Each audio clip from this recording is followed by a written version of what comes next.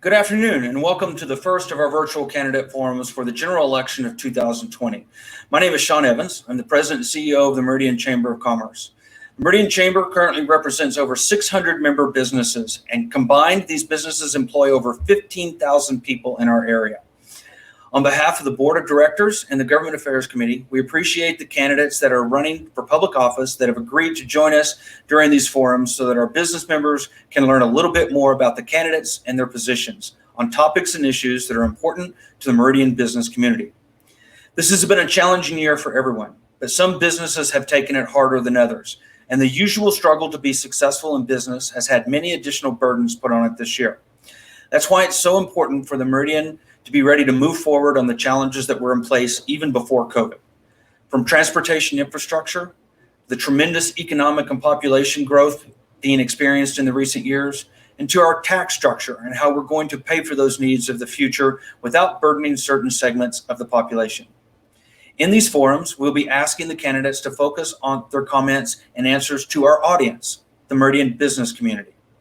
Virtual meetings have become a staple of our lives over the last 6 months, and campaign during this time is even more challenging. These forums are meant to inform the business community on the candidate's position. This event and the others are being live streamed on Facebook and will be available on LinkedIn and YouTube as well for later viewing. I'm joined today by Matt Davidson, publisher of the Idaho Press, who will help me moderate the forums. Good afternoon, Matt.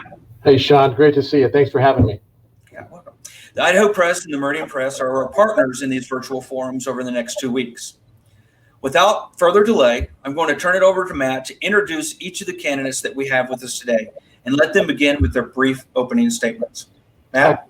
Thank you, Sean. Well, it's my pleasure to be here. I want to thank the Meridian Chamber of Commerce and, of course, all of the representatives and the folks running for office. We know you're busy right now. We know it's a crazy time, but we do believe strongly that these forums are a great way to communicate your positions with those who will elect you. So please take this seriously, and we're going to try and do our best we can with this new technology. I think the great thing is Sean has a mute button, so hopefully we won't have any issues like we've seen maybe on the national stage. So we're going to start with some introductions. So for Legislative District 14, we have Republican Scott Groh, who's the incumbent, running against Independent Ellen B. Spencer. We have Representative Mike Moyle, who is also the incumbent, running against Cindy Curie. And we have for position B, Democrat Shelley Brock running against Representative Diane DeMordaunt, who's the incumbent. So we have 2 to 3 minutes for your opening statements. Please recognize that Sean will be controlling the screen. If you see it go back to him, that means your time is about to expire. We ask you wrap up your comments as quickly as possible.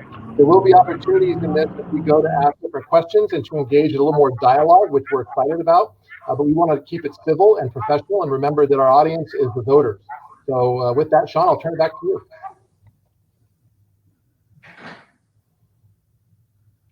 Or I could, let's do this. Let me start with opening statements from Scott Groh. You have 2 to 3 minutes. Please go ahead. Thank you. Appreciate that, Matt. And I'm a CPA by profession, small businessman. I have the skills and experience to project the revenues and evaluate the budgets for the state of Idaho. I'm on the Economic Outlook Committee. I've been twice elected as a trustee on the West Ada School Board, serving as chairman there. I serve as vice chair of the Senate Taxation Committee and as a member of the Joint Finance and Appropriation Committee, where we review all of the funding and budgets for the entire state of Idaho. And also I serve as a member on the Judiciary and Rules Committee. As a member of these committees and member of the majority party, I'm in a unique position to create and support legislation which we can pass for the benefit of all Idahoans. I'm grateful for the opportunity to be here with you today and look forward to your questions. Thank you. Okay, thank you. Now we're going to move to the independent challenger for District 14, State Senator Ellen B. Spencer. You have 2 to 3 minutes for your opening statement. Okay, thank you, Matt, and thank you all for having me today. I appreciate the opportunity to be here. I am Ellen Spencer, the independent candidate for the State Senate seat in District 14. And I'm running because I believe that the needs of the people need to be addressed and worked on and back into our State House. I don't think this has happened for quite some time. And I've heard this when I've gone out and worked and walked and talked with the people. The legislature is focused on their personal agendas and party platforms, each other, and they're only listening to the insiders who have their ears. And it feels like the rest of Idaho has been dropped by the way. COVID has put the spotlight on our deficiencies, and we have serious problems. And we need serious people to help fix them, willing to shake off party labels, willing to work together, not for party, but for people, for the state of Idaho. And that's what I want to do. I am a small businesswoman. I was the risk manager at the College of Western Idaho, where I worked for 10 years. I had pandemic planning experience. That's very handy. I am the wife of a Boise City firefighter. We have a son at the University of Idaho. I've been an HOA president. I have been the chair of a capital campaign and the secretary. I have worked with Muscular Dystrophy Association, American Cancer Association. I was ambassador for the Sun Valley Ketchum Chamber of Commerce. I know business and I know people. And I am looking forward to continuing my service when I serve the people of Idaho in the legislature. Thank you all for your attention and look forward to questions. Thank you for that. So we're going to move on to State Representative position position A for District 14. And hopefully we have Representative Mike Moyle online, ready to go. So you have 2 to 3 minutes. Is this audio working now? It does sound good. Yes, thank you, Representative. Woo! Good thing. Sorry about that. Yeah, I'm Mike Moyle, representative right now from 14A. I farm for a living. I was born in Idaho, raised in Idaho, lived here my whole life. I have 5 awesome kids and a beautiful wife, and we work hard at trying to make Idaho what it's always been, keeping it the great state that it is. And it's been interesting seeing the new challenges with the new growth and the new homes and the new people that are coming to Idaho. And as they come here, it's causing some impacts on those of us that have lived here all of our lives. For example, property taxes are climbing, caused a lot by the new construction and the new growth that's happening here, and some of those other issues that go with growth like transportation. So I look forward to hearing what everybody else has to say. Those of you that know me know that my forte is taxes. It's the main thing that I think is one of the most important things in Idaho. If we don't get property taxes and income taxes, some of these taxes under concern, it's going to be a disincentive for the businesses that need to follow with these people that are coming here to keep Idaho the great state that it is. So I'll look forward to the questions and answers, and thank you for the opportunity to be here today. Thank you, Representative Moyle. We appreciate that. Moving on to our challenger, Independent Cindy Curie. You have 50 minutes for your opening statements. You're still on mute.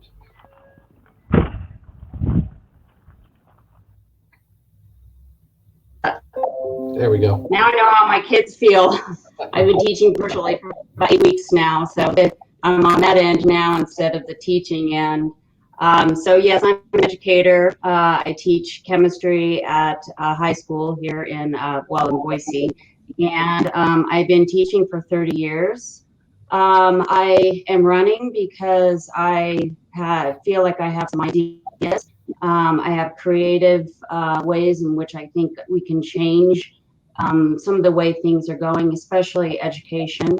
And I come from humble beginnings myself, put myself through school, and I teach every day problem-solving skills, creative thinking, and I think that I can bring that into the state legislature and maybe create some positive change for Idahoans. And I'm running as an independent because neither party represents all of my values. I think that we're very divided right now as a state, and I would like to see us more united and come to a consensus in the state and actually get some things done. So I look forward to your questions, and thank you for having me here. Excellent. Thank you very much for that. Our last race, we're going to start off with the incumbent, Guyan DeMordaunt. You have 2 to 3 minutes for your opening statements. Thank you so much. Appreciate the forum and appreciated it in the primary. And again, appreciate the time that your members and your leadership are taking to give us the opportunity to connect with our constituents and voters. I have had the great privilege of serving in the State House for the last 4 years. Been humbled by that opportunity. One of the very first bills that I ran in the state legislature that was successful was focused on transparency. I think a transparent and ethical government is critical.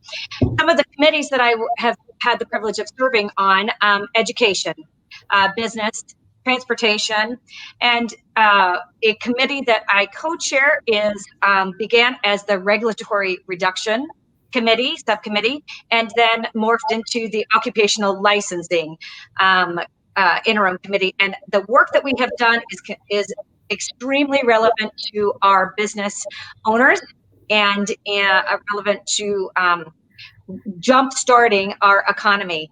I also serve along with Senator Groh on that Economic Outlook Committee.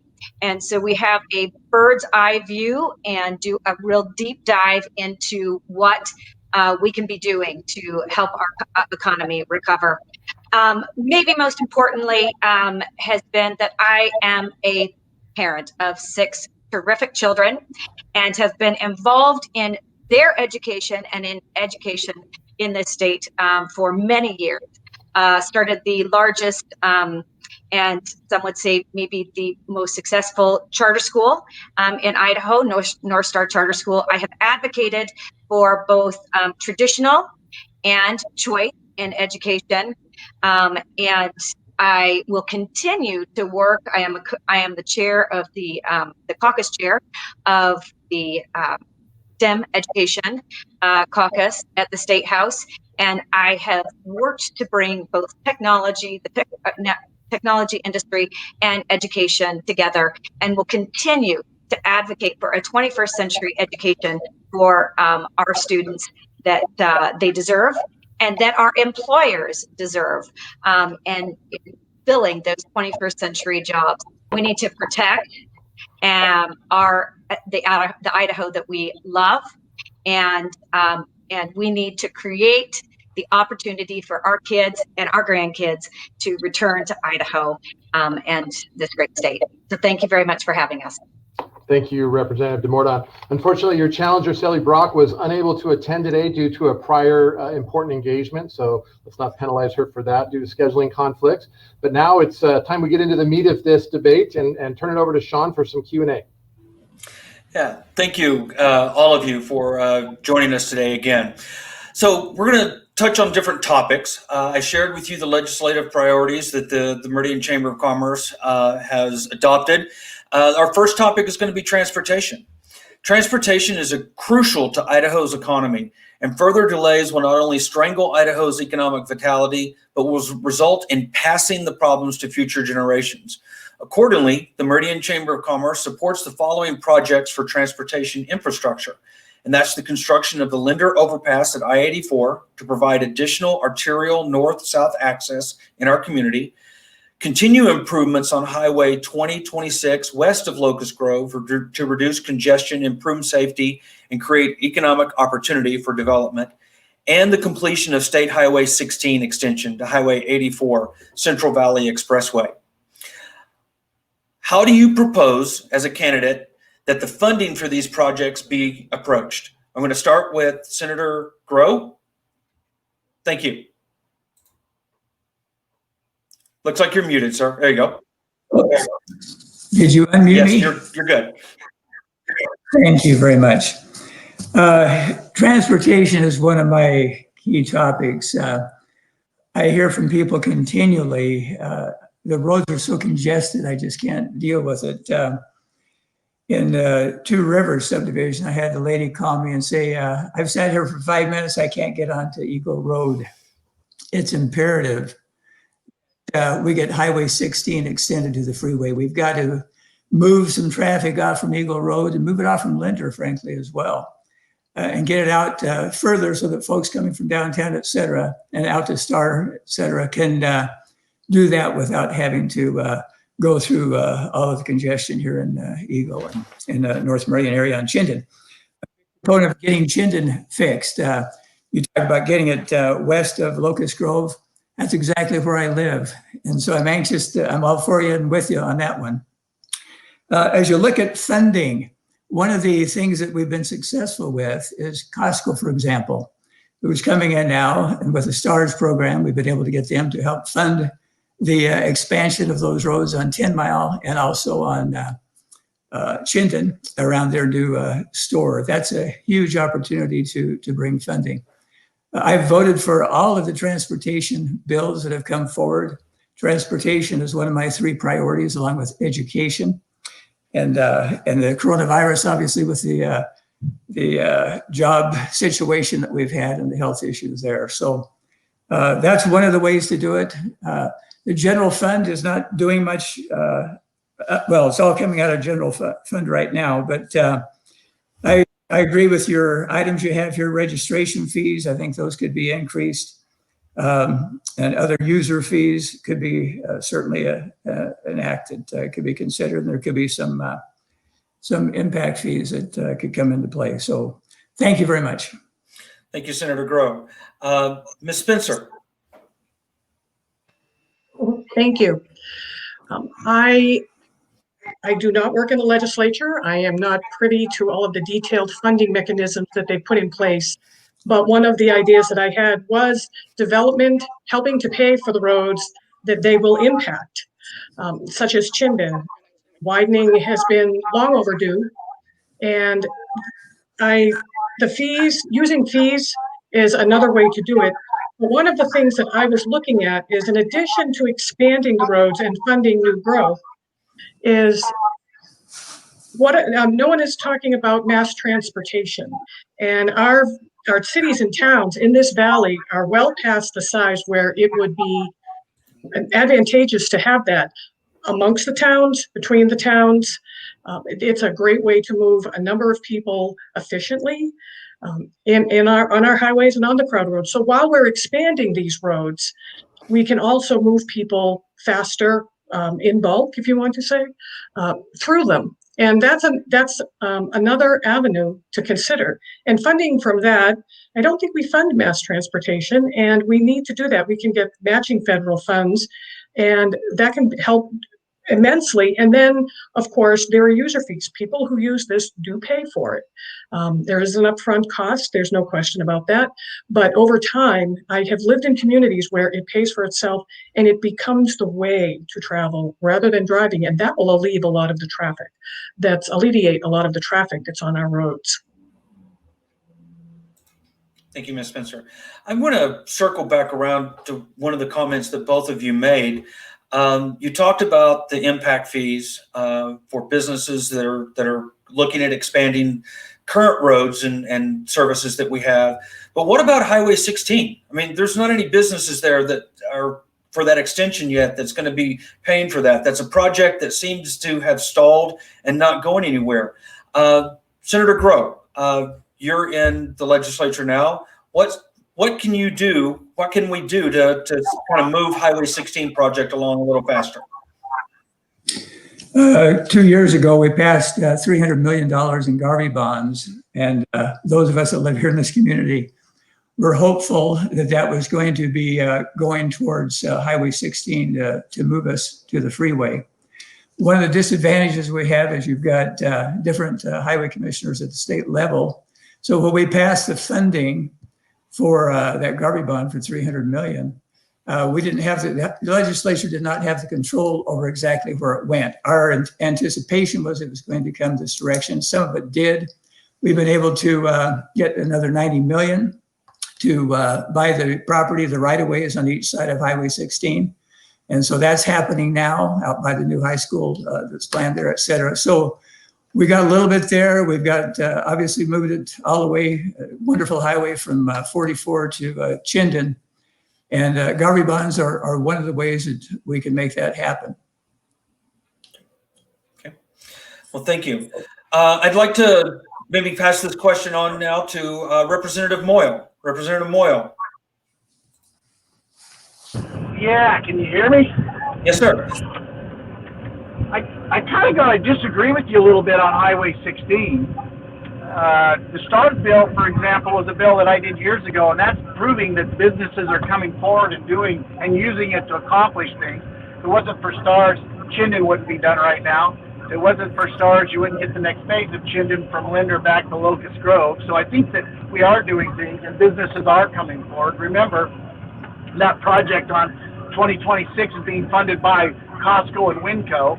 To say that Highway 16 is stalled out, I think, is a misnomer too. I mean, I know that the city of Meridian fought it for a long time and actually helped stall it from being done earlier, but if you paid attention to what's going on, the Transportation Board has approved over $90 million, and they are currently buying access for Highway 16. And if you watch, they funded the final design, which is taking place right now, and they should have that done by the end of December. You could see them building the next phase in the future. As for other funding sources, I think that you miss a really vital, important part. If you remember, I brought a bill forward last year that I got to the House floor, and I would have pushed it through, except the governor was against it. Remember, he voted against STARS when he was in the Senate. The only bill that's building these major projects other than Garvey, by the way. And I had a bill that would have required Amazon to help pay for Highway 16. Now again, the city of Meridian, the city of Nampa fought Highway 16 for years. Now they want it. I'm glad that welcome to the table. Let's get it built. But the city of Nampa pushed back on forcing Amazon to build part of that interchange for Highway 16. And the governor was worried about the bill because it does use some general funds. That's what they, get paid back with. So to say it's stalled out, I disagree with you on that. And I think that if we all work together, we can get it done this year and get that going forward. What else would you like to know? Thank you. Well, we'll get to another question here in just a moment. Mrs. Curry, do you have any comments about transportation funding and how we should be approaching those needs? Yeah, well, a couple of things. I was just wondering, federal funding is available. We could advocate for that. We can have the state pay for some of this, since the revenue that we get from that highway benefits a lot, a big chunk of the state. We could have some kind of a joint coordination with adjoining cities, so it's not just the burden of Meridian, because Cuna and Caldwell and Nampa and Eagle, all these other little cities all benefit from having 16 built. So there's a couple of ways in which I think that would help pay for that highway. Thank you. I'd like to jump in here real quick and question to that. Quick question to that. You brought up some good arguments for the need for it. The challenge is getting the money. And Representative Boyle, I'm very, very familiar with your efforts and appreciate those. And we've got it halfway there. We know there's a need, and we know that some municipalities have been against that. Those times have now gone. What are you going to do specifically to make sure that you unite the highway districts, the mayors, the city councils between Meridian, Star, Eagle? All of those municipalities need to be engaged in here. You mentioned the frustrations with some of the highway districts. What specifically are you going to bring to the table to solve that problem? Matt, it did look like we lost Representative Moyle there for a moment, so you may not have heard your entire question. Okay. Do you want me to repeat it, Sean, or let's see if maybe let's see if Representative DeMornot has some feedback on that. Thank you. Great punts. That's great. I would echo what Representative Moyle was talking about, and that is we have seen a change in our municipal governments and their engagement on Highway 16. We have seen a change, and that has not always been there, but it is critically important. Your familiarity, I'm sure both some of your business leaders and of course those on the call with Compass, when Compass aligns with legislators and with ITD and ACHD, we can get things done. Now, you know that both all three of us have strongly strongly advocated for additional funding at the state legislature.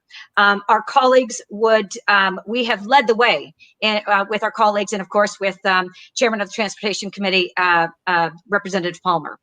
And we will continue to do that. But I'll tell you that the interesting change that has been made under our leadership, and that is that we have shifted in a small way from dedicated funds, which are fees, to general funds. And I think that is critical. You know, the loaf of bread that is delivered by, the semi truck to the grocery store is feeding all people in our state. Our transportation system benefits every single person in this state. And as such, general funds ought to be used. So this is a shift. The first shift was our TECM fund, which again was led by us folks here on the call, and we are very proud of that. We will continue to advocate for that. Fees will never be enough. This has to be funded by general funds, and you will continue to see us speak strongly about that. Thank you, Representative Mornott. Moving on to economic development. Transportation challenges are one thing, but a lot of that's driven by our tremendous economic growth. The Meridian Chamber favors legislation that creates jobs, reduces regulation on business, encourages businesses to grow and prosper, and makes it easy for businesses to provide goods and services for our citizens to trade. What is your position on a local option tax authority and mechanisms for funding infrastructure associated with the new growth, including the impact fees? And how do you propose that we handle the national attention that Meridian and the Treasure Valley is getting as a best place to work and live? And how do we keep up with this growth as we're moving forward? Let's go back to Senator Grow to start this off. Thanks, Sean. I think impact fees have a place, and I think particularly with schools right now, they don't have the opportunity to do that. One of the things that I think would be very helpful, because if you look at the property taxes and all of the challenges and complaints that we've had over the last several months, it's been our property taxes are increasing at an inordinate rate. And a good part of that relates to our schools because of all of the growth here. And again, you're talking to a former school board guy that's works on passing bond issues for high schools. We're getting a request for bond issues every couple of years. I think we ought to be looking at impact fees as we look at development that's putting new housing for these folks moving in. And I think those impact fees ought to be opened up to the schools primarily. I think that's where we have the great need is in education and funding education properly in the state.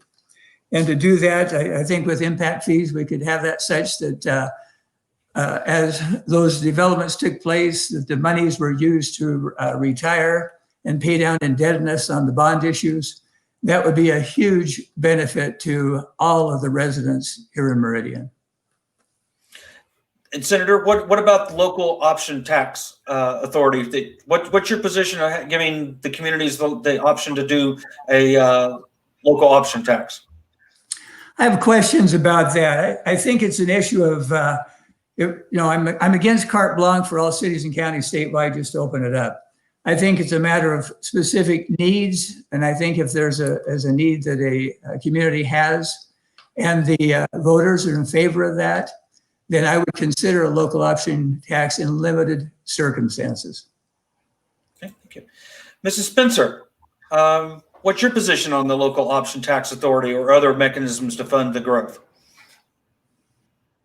Well, first of all, I am in favor of the local option.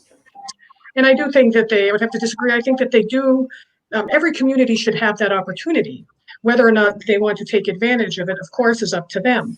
But local option taxes provide the community, local control is the best control. They know what their communities need, the leaders there do. And then the people are more involved in their government. They can choose the projects that are presented to them that are necessary. They can decide, and then they decide the amount that they want to fund them for. And they know the ramifications because it will hit them right where they live. So I am for local option taxes for all communities if they want to take advantage of it. Impact fees, it's growth. Voters want growth to pay for growth. So I think that they need to be considered, and I would be open to impact fees for schools. That is part. They're building subdivisions. Those are children in there. That's going to increase the number in the classroom. It's a logical move. Logical move.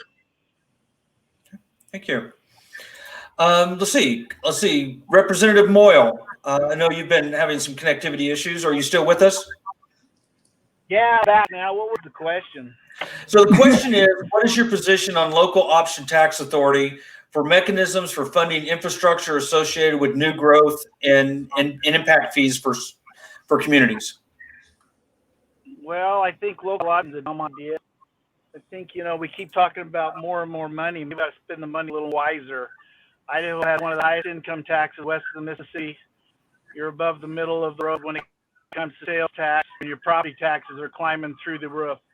I know that if a developer builds something, we built a facility here a while back, we had to pay impact fees for roads and for fire, and pay impact fees for the roads, the fire, and also for the parks. And we also paid hookup fees to sewer. And I keep hearing the cities cry about growth not paying its way and some of the other government agencies, but when the development goes in, the developer pays the hookup fees to sewer, the hookup fees of the water, and he puts in all those services. He puts in the roads, he puts in the sidewalks, and he pays an impact fee to ACH for the roads. I think the problem may be not so much that we need more and more money, like raising sales tax even higher with local option. I heard one of the cities the other day say they wanted a local option income tax too, which is just insane. If the chamber really wants to incentivize businesses to come here, you don't tax them all the way out of the world so they don't come here. And again, I would remind you, we have one of the highest income taxes around. It doesn't make sense. I think the answer is maybe wiser use of the funds we have, maybe looking at where we're spending the money now. You're going to have to explain to me why some cities, similar sizes to others, can run their services in their cities for half of what the one next to them with the same size population is. And there's things we need to look at before we start buying onto the Democrat slogans, raise more taxes, give another tax, give a tax. I think we need to do a little bit better job of spending what we have before we start adding taxes to everybody.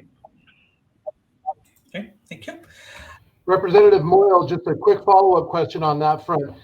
How do you pay for schools when it comes to growth? One of the problems we have with schools is that they are unlike roads, cities, and others. They don't have an impact fee.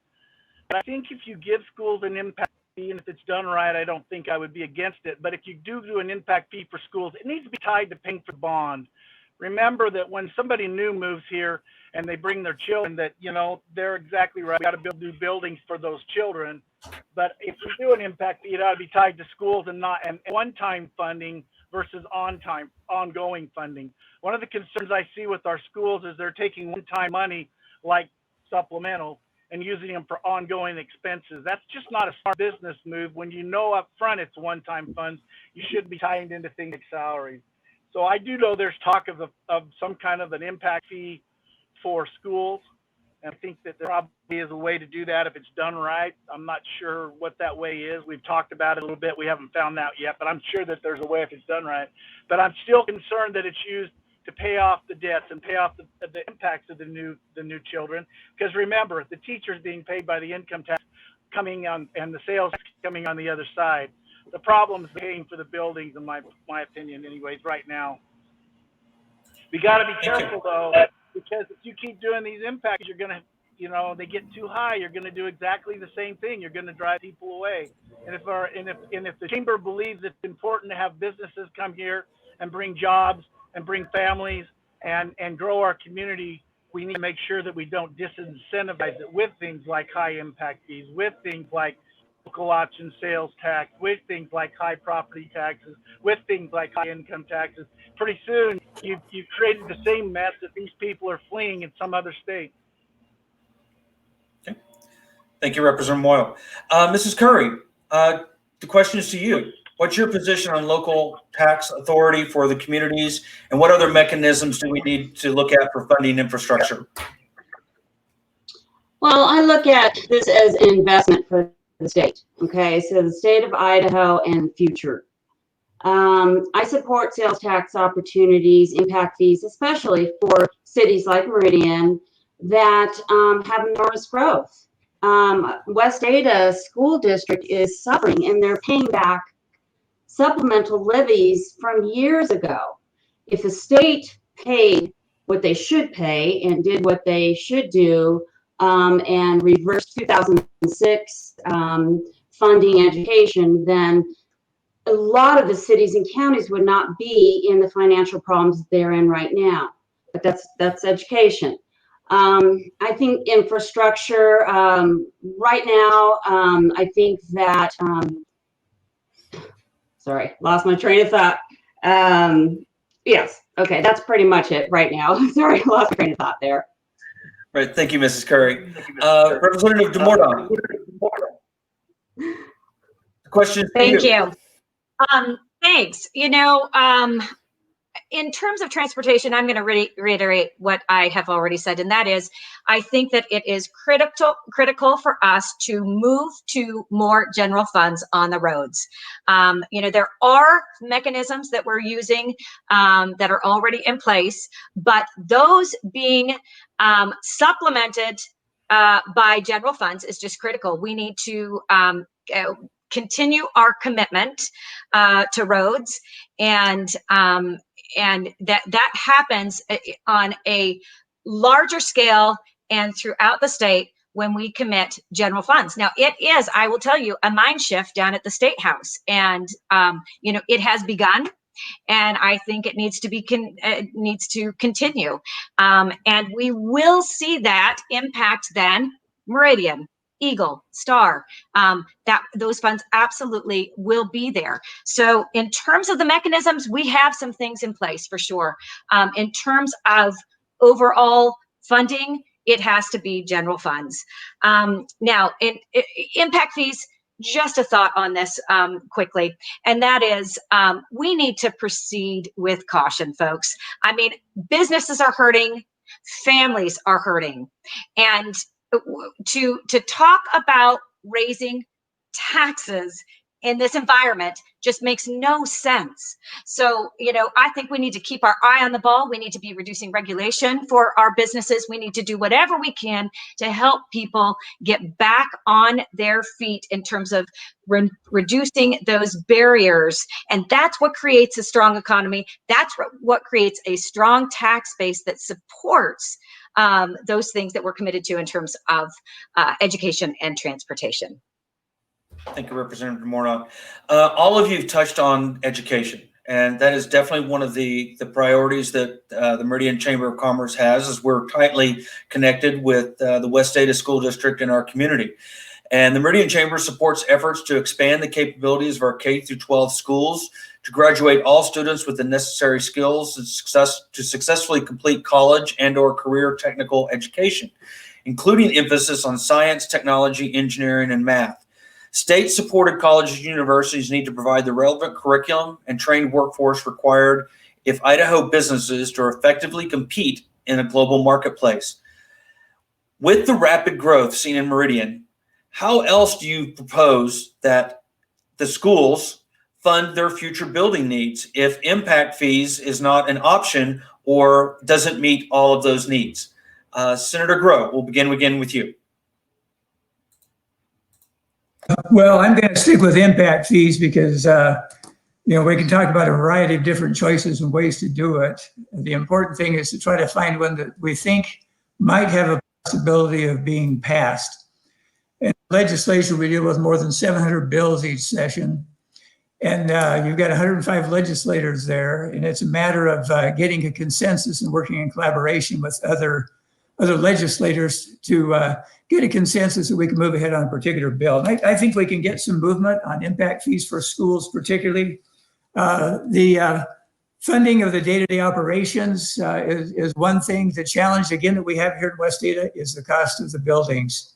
And that's where we see these huge increases in property taxes. And so I'm going to work towards the impact fee. I'm going to stick with that one. I want to respond to your item here on College of Western Idaho. I think that's one of the best things we've had going here in Idaho. Career technical training is huge. We need to work with business and cooperation so that when students come out of the career technical training, they already have a job lined up, they have the skills, and they can move ahead with that. So I'm, as I mentioned before, in the Joint Finance Appropriation Committee, I have selected education as we have subparts that we divide up. I selected education, which is $2.5 billion of our state funds, about 2/3 of the Idaho taxes that we receive from the citizens here. We spend that on education. And that is one of my big priorities, is making sure that K through 12 is properly funded. We did the career ladder.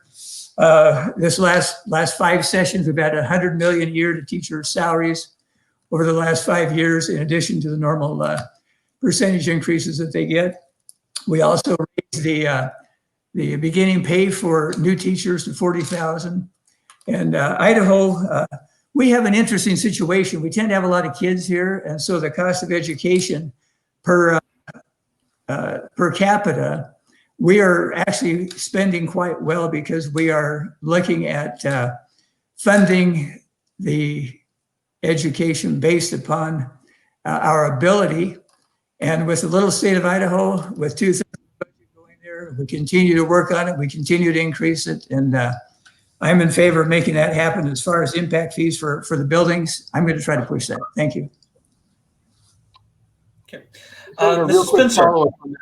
Okay, go ahead, Matt. Go ahead. Just a quick follow-up. I think you mentioned that. Did you say that you believe that Idaho's education system is well-funded? No, what I said is on a per capita basis, not on a per student basis. You always hear that it's 51st in the nation, all that kind of thing, per student. We tend to have large families.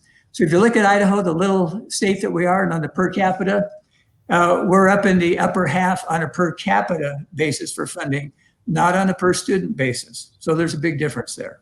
So we're trying to get more for education all the time. It's already at 2/3 of the budget. And we look at transportation, we look at all the other issues that have needs. We're moving as much as we can towards education. Thank you. Mrs. Spencer, education funding. That seems to be the hot topic. How do you propose? Yes, it is. As one of the people here who has experience in education, and I actually worked in the finance department at College of Western Idaho since before it opened. Frankly, my opinion on the legislature's job on funding is abysmal. I don't think they have ever funded it adequately, and I have direct experience with that. We are 51st of the nation. We pay $6,700 per student to educate, while we're paying $22,000 plus for every prisoner. What does that say about your priorities? It's embarrassing. First of all, we need to move the budget for schools back into the general fund. And it's unfortunate that cities have to run bonds. As a matter of fact, I thought for an O&M, it was illegal at one time, and I don't know how they changed that. When I worked at CWI, yes, we would get funding. And I will tell you, 4 months into the year, after you've planned all your money, they would claw back quite a bit, probably half. And we did this for several years running. And it's very difficult once you have earmarked that and you have almost paid for programs and for people to teach those classes. Idaho needs to invest more. You can do it with bonds. You can do it with impact fees. But the state of education in Idaho, I've had people in my district who are new families that come here that wonder if they need to move, because they are absolutely distressed over the quality of education, and that's pre-COVID. One woman came from the Southeast, where she said, colleges, schools aren't that great there. She goes, but we came here and we don't know what to do because our children are suffering. Thank you, Ms. Spencer. Representative Moyle, if you're still with us, we'd love to get your thoughts on education funding for Idaho schools, specifically Meridian, with the growth that it's experiencing. I think that you're seeing a big change in funding in schools in particular, and you may see a change in funding. And let me give you an example why. With this new COVID thing going on and the school's not opening, a lot of parents are very upset, rightfully so, that they can't get their children to school. And some of them are homeschooling them now. And in fact, one school district very close to West Ada, they say 30 to 40% of the children are now being homeschooled. I think that could cause a real dilemma for our educators if they don't open up soon and get those kids back, because if those parents decide that homeschooling is a better idea and keep them home and teach them there, then I think there's an issue that needs to be addressed, and that's an issue the legislature's been trying to address last couple of years, and that is that the money follows the students. Right now, the money doesn't necessarily follow the students. The districts can game the numbers to get more or less money, and some of the districts, in particular West Ada County, West Ada, are at a big disadvantage because of a lawsuit brought by Meridian School District in the 80s. They now get less per student than other school districts. I don't think that's fair. They ought to get the same. But I think you've got to wait for the water to settle, because I think that you're going to see an interesting dilemma at the legislature this year when you have all this money that's supposed to go to students that are now being homeschooled and not in the public schools. And there could be a whole different dynamic on how we handle education depending on what happens. I think you're going to see bills this year brought forward that will include voucher system where to incentivize parents to take their kids to different schools or to homeschool. I think you're going to see some incentives to send money back to those parents that have their children in school now that are being disadvantaged because the children aren't going back to school full time. So I think when you talk about school funding, the jury's out on what this new world we're living in looks like, and how the legislature is going to handle it. And it'll be interesting to see what the legislature does this year, because I think it's going to be it could be very big. Okay, thank you. Mrs. Curry, would you mind sharing your thoughts on education funding and where we are? First off, there's a difference between homeschool and virtual school, because I know that. I do that every day. For the last 8 weeks, I teach chemistry virtually, and my kids are getting an education. I've not met them personally, but I meet them every day and meet with them every day, teach them chemistry. So there's a big difference between homeschool and virtual school, just so you know there. As far as funding goes for education, we need to go back to pre-2006. Eliminate the need for supplemental levies. That way we wouldn't have the unevenness that we have throughout the state, where we have a small school in St. Mary's that's 100 years old, and they can barely stay alive because they don't have the funding to fund the maintenance and operations of that school. If we go back to pre-2006, where the state takes on the schools, then we wouldn't have our property tax problems. 40% of my tax bill is from schools because of levies, and I care, so I'll pay it. But if the state took its responsibility, I mean, the Constitution says, and I won't read the whole thing, but it's the duty of the legislature of Idaho to establish and maintain a general, uniform, and thorough system of public free con schools. So it's their responsibility to do that. And we've got ways to get money. We've got money in taxes from the old exemptions that are worn out. And we have ways in which we could use internet sales tax. There's a couple of ways in which money can help the general fund, and then I'm going to be quiet, and then we could use that for the schools. All right. Thank you, Ms. Curry. Can I make a comment here? Yes. Yes. I don't think that people really understand, and maybe my opponent doesn't understand what happens if you go back to 2006. Does she realize that you will have a huge, like millions and millions and millions and millions of dollars increase in property taxes for those who live in West Ada? And does she realize that that money would then be distributed to other parts of the state? Does she realize that sales tax is a much stabler form of revenue for schools and has been? And if you look at the revenue difference between what would be today and what we had then, it's almost exactly the same. The only difference is the money that's coming from sales tax is constant. It doesn't fluctuate up and down based on home values. So I think that we got to be careful when we keep trying to go back into the past. I think the legislature did what they did in 2006, and I think the legislature is doing what they're doing now today to make sure that the fund for education is stable, that the dollars are there for what they need. And I would also remind my opponent, I have sat down with my homeschooled grandchildren add virtual taught grandchildren. This virtual teaching thing from the several classes I sat in are a joke. I would much rather them be in the homeschool portion because they're learning everything versus this. They can't watch, they can't hear, they can't turn in assignments. This virtual school is a joke, and if you don't believe me, just go ask the people in your community, that are dealing with it. So if we're going to go down that road, let's compare apples and apples and oranges, and let's figure out a way to do what's best for the children, not what sounds good in a political soundbite that's not necessarily true. Mrs. Curry?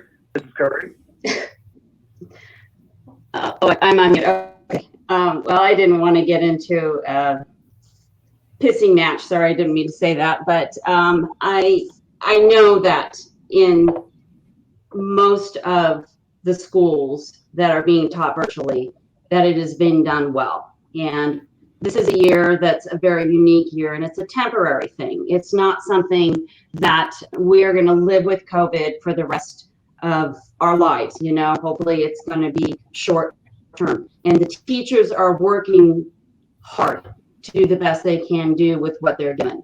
And so I know that education is being done because I see it every day. I know that there's a way we may not be able to go exactly to the way it was before 2006, but I feel the state should be taking in the responsibility that the Constitution says it should be, and taking the brunt of that cost and not make the schools pay for what they're paying for. Okay, thank you. Representative DeMorda, give you an opportunity to comment on education before we move to the next topic. Thank you. I appreciate that. I certainly do quite a bit of work down at the State House in terms of education and very passionate about it. This spring, when our kids were home, I became aware of a program, an opportunity for our students in Idaho. I pursued that aggressively. That's called Idaho Codes. We were able to bring together private donations and public monies and offer coding certification online, and reached nearly 2,000 students in the last 5 months. Students that are online learning to code, supported by industry. So those are the kinds of successes that we need to be looking at, those kinds of partnerships and those kinds of innovative approaches. Now, talking about innovation, CWI, they have been a success story when we talk about their online campuses, their expanded opportunities. Absolutely, we need to look at expanding those opportunities for our students. Again, it's 21st century education for our 21st century students, and that again will fill 21st century jobs. So we can be innovative and creative here, and we ought to be. I think that in terms of investing in education, it's the same thing that you do in your businesses. It is return on investment. What is that ROI? You've seen the legislature take a whack at that in terms of our expanded commitment to early literacy and literacy intervention dollars. When we talk about investments of our neighbors and friends' taxpayer dollars, we need to be very specific in those investments that we are looking to. What are we getting for that? And when we build that into legislation and funding, we are successful, and our kids are the winners.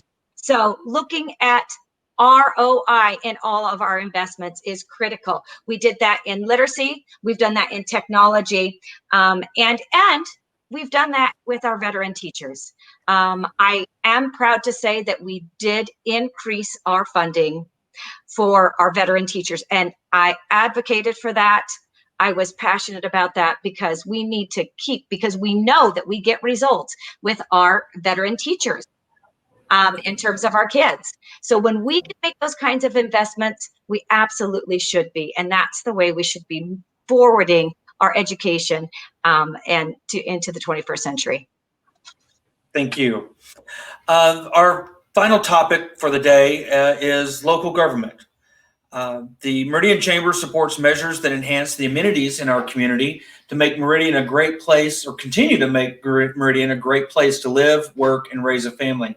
What is your position on the ability of communities to utilize mechanisms like urban renewal and auditorium districts to fund local projects? Senator Grow, we'll begin with you. Thank you. Appreciate that. I think it's important that we look at cooperative efforts between private enterprise and the city. I think there needs to be, Dan was talking about return on investment. When you have an auditorium district or some other facility you're trying to build, it ought to be able to generate some revenue to eventually pay for itself. Free enterprise, always make sure that you don't get into something unless you can afford to pay for it. I think now is not the time to be raising taxes on folks with those kinds of options. All that is people are talking about tax on their property. They're concerned about how they're increasing so heavily. If we then open another means of taxation, that's a shift to another group of folks. I think to be very careful with that and not be increasing taxes at this point in time, particularly. You talked about making sure the counties have the necessary revenue, et cetera. And I feel that the property tax bills that we're investigating is with our property tax committee right now. We're mindful of that. We recognize that this is a statewide issue, not just here in the Treasure Valley. And so as we propose legislation, we're considering the needs of the smaller communities as well as those here in the metropolitan area. So we understand the need for the local community to be able to fund itself. And we feel that the options we're looking at will be helpful actually to you. And we'll be exploring many of those here over the next couple of months as we get ready for the legislative session. Thank you. Thank you, Senator Grow. Oh, let me add, if I may, you also talked about council districting. I'm all for that on the over 100,000. And I think that's a great idea. Thank you. Mrs. Spencer, what's your position on the ability of communities to utilize urban renewal and auditorium districts to fund their local projects? That's an area that I am looking to in each community. I think that the opportunity and the option should be available, but this is now in the COVID era. We need to be very careful about what we do. If it is going to bring revenue into the community and that is penciled out and clear, certainly that's a project you want to go for. But if there is, and everything is definitely right now up in the air, if there's questions and big questions, we need to be careful with moving forward. If we're going to go down the list, as far as that ensure that cities and communities have the necessary revenue, of course, that's imperative. That's one of the things we need to do. And I also support the redistricting for the council. I think that benefits our communities now have grown so large that you will now get information from all sectors, and that's important in growth and going forward and in planning. Thank you. Representative Moyle, urban renewal and auditorium district. What's your position? I really have a problem with urban renewal. Think about, you've got a group of unelected individuals spending property tax dollars that in some cases you could make the case was literally stolen from other taxing districts. Now, if the cities want to do urban renewal with their increment, the money that's coming from their property taxes collected on that project or that new area, then I'm okay with it. That's not what happens. They take money from highways. They take money from cemetery districts. They take money, in some places, from the community college. They take their money. We haven't fixed that yet. They take money from all those outlying districts. And until last year, when we got the bill through that now requires them to talk to the highway districts, they took all the highway district money. You've got the city of Boise proposing all these urban renewal districts in high growth areas so that they can skype that money off at the expense of the county and those other overlying districts, including fire districts and others. It's wrong. So, and in some cases, then these unelected individuals take that revenue and subsidize projects for some of their friends. Go look at Gardner, for example, in the city of Boise. I think that urban renewal, if you want to have it, I'm okay with it with the one caveat that the overlying taxing district has to approve that city stealing the money from them. So if they come to an agreement that they're okay with them taking those property taxes and they have influence on the project and they're okay with it, that's one thing. But the way it's set up today, they have no say. And it's just, think about it. Unelected individuals are spending your property taxes that they're taking from your taxing district without your taxing district's approval. It's crazy. If it's a good tool, then use your money at the city, or at least have input from those overlying taxing districts before you take their funds. Thank you. Mrs. Curry, what's your position on the ability of communities to utilize urban renewal and auditorium districts for local projects? I think that the state has taken away too much control from the cities and counties. They should be helping to link cities and counties with services that citizens of any state should expect. If so, we wouldn't need supplemental levies and we wouldn't need other focused funding. So I think that the state should be taking on more of that traditional role and responsibilities and putting less burden on the local government as far as the minutia that is required. Then you wouldn't need to do the auditorium districts as much, or the other type of self-funding that you're trying to come up with. So, state. Thank you very much. Representative DeMorno.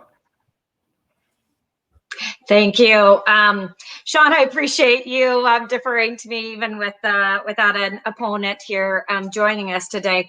What I hear is tax, tax, tax. And in this, in the state at which we are right now in terms of COVID and in terms of the economic impacts to our communities, I think we have to be incredibly sensitive to individuals and businesses. Now, you've seen us as a legislature lower the taxes on businesses over the last few years. That's critical to our economy. I believe that government is best when it's closest to the people.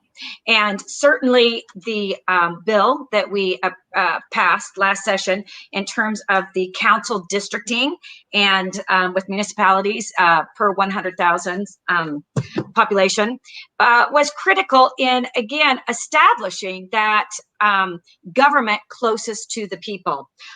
Even when you talk about the auditorium and the urban renewal plans, districts, again, being sensitive to the overlying taxing districts is critical. And again, having the taxpayer constituent involved in the process is critical. So I think that this idea of tax is just not the place that we should be, or the conversations that we should be having at this point as we look to rebuild and people are hurting, jobs and economy. That should be the focus. And I appreciate our business owners that may be listening, that I appreciate the tough spot that they have been in and continue to be in. And that's where we should be focusing our efforts right now, in what we can do for you to get people back to work. A strong economy is going to lend itself to those things like auditoriums and other things that may not be essential right now. Let's focus on the essential, folks. Quick follow-up, Representative DeMore. You mentioned the auditorium district. There may be folks on here that aren't familiar with that. Could you explain what an auditorium is and how it's funded, and then why you do or do not support that? I'm a little fuzzy on your position there. Okay. Thanks. Just want to make sure I'm still not, that I'm not muted. You know, the auditorium district, obviously, we've seen that in Boise City. And we have, you know, when you don't take those funds and get those approved by the voters to increase taxes on them to fund projects, you're doing a great disservice to your voters and your citizens. So when citizens have the ability and opportunity to be voting to increase those taxes for time, and again, I would agree that those absolutely have to be time bound when we look at those time bound increases of taxes. We have to go to the voter, and we did just that. At least made a step towards that with the last bill in the last legislative session.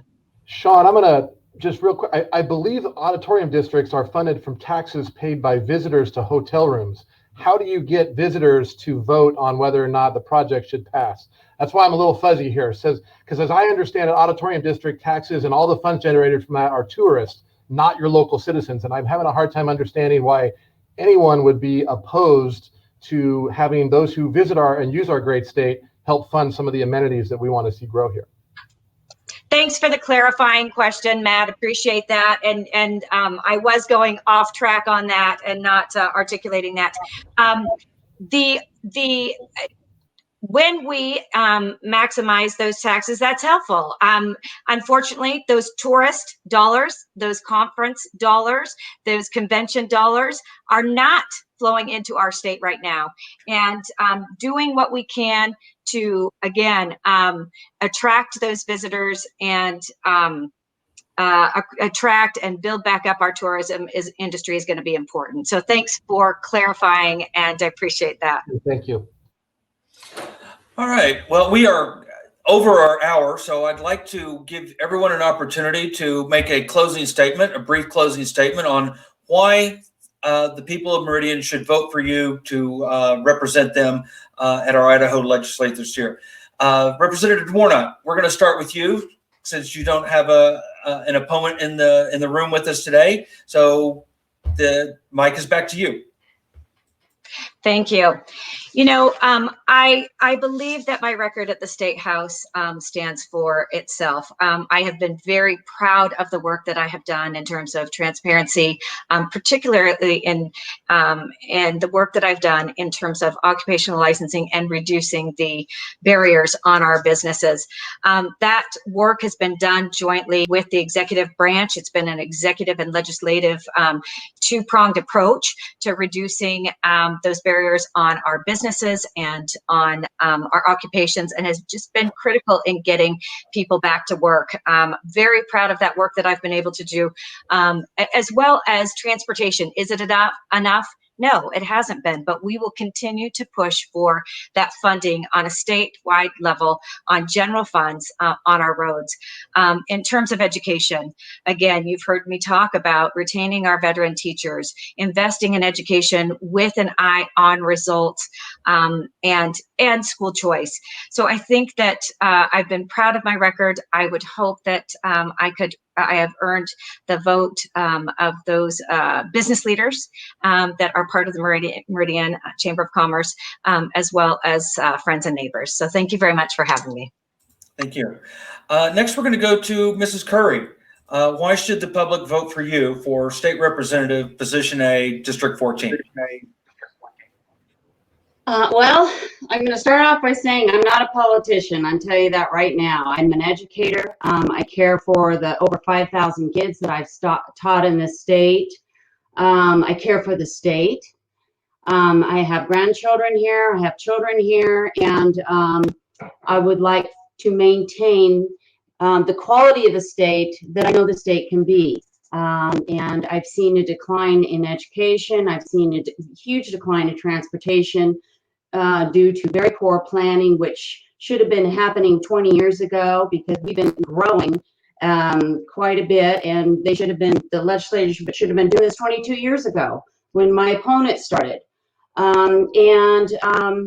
Taxes is a concern. I don't want to pay taxes any more than I have to, but I know that we've had a lot of growth, and with growth comes responsibility to the people who live in this state.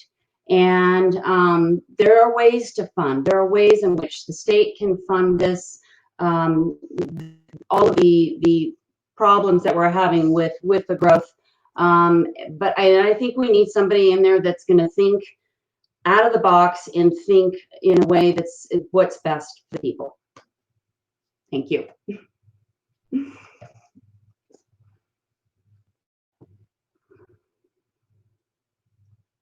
All right.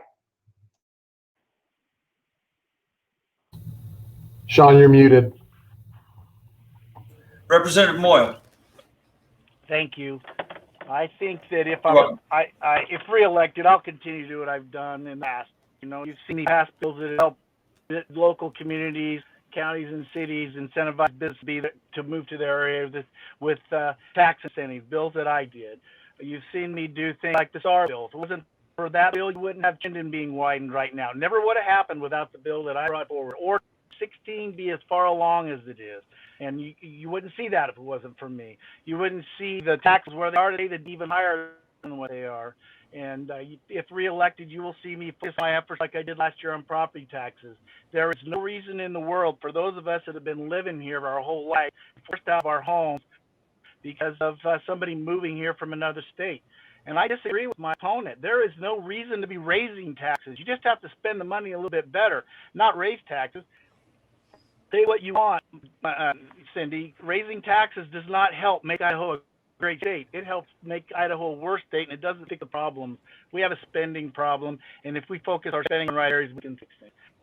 If I'm, again, it's been a privilege to serve the people of Idaho, and if I'm elected again, you will see me focus where I was last year on issues that I think are important. You'll see me focus on finishing 16. You'll see me focus on getting the income tax levels down. You'll see me focus on how we get the property tax thing issue resolved. And then hopefully I can count on your vote. And if so, I'll do my best to represent you the way I have in the past. Thank you. Thank you, Representative Moyle. Mrs. Spencer, would you mind sharing with us why the people of District 14 should elect you for state senator? Yes, thank you. I want to thank the Meridian Chamber of Commerce, the business owners, and all of the hardworking people watching this. I love Idaho, and I have since I set foot in this state. But we have stagnation in our government, and part of it is partisan politics. That's not getting us anywhere. For businesses, last year our legislature passed bills that hurt business, and there was no need to. Those dollars from the tourists and the conferences, while COVID has played an extremely big part in us not getting them, there were problems before that. We had warnings that we weren't going to get them anyhow because of our legislature. The people are realizing this on a broad scale. They're tired of it. And right now with COVID, they're a little bit afraid. What they want is leadership, and they want leaders to lead, and they want to be included. I'm a fighter. I had to fight to get on the ballot.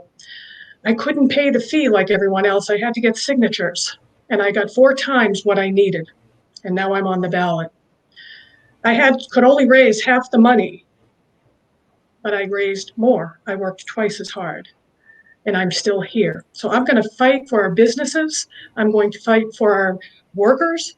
I'm going to fight for the people of Idaho to be part of the government, to be heard by their government, and to know what their government is doing or not doing on their behalf.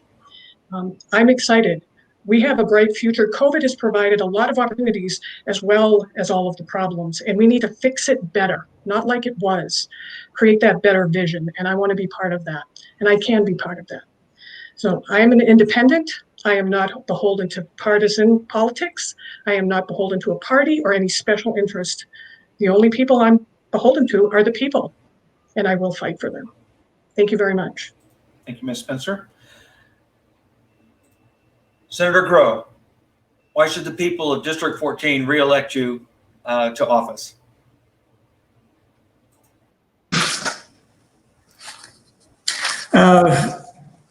I moved to Boise. Well, I was born in Moscow, and Dad graduated from the University of Idaho. I was 3, moved to Boise at that time when there was about 20,000 people. So I was raised here. I love this community. I love the state. I've watched it grow, and I've been a part of it. And we raised our 8 children here. 6 of the 8 are married here in the Valley. I've got 30 grandchildren here.